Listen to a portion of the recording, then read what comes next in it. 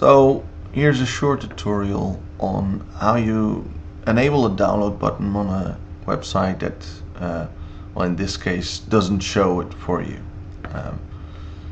I wanted to download the sound effect, could hear it, but if I wanted to download it, there was no such option.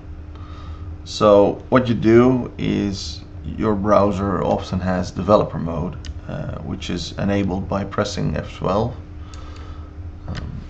So when I press F12 now, you see a lot of gibberish here.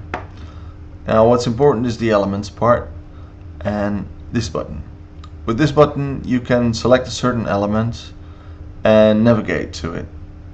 So when I click here, on the right side you see this audio player and the definition towards an MP3 that it is playing.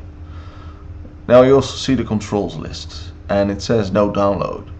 So simply double click here, remove the no download, and ta-da, we have a download button, and you can download the free in this case.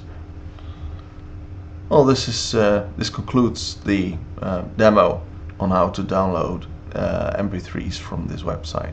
Thank you.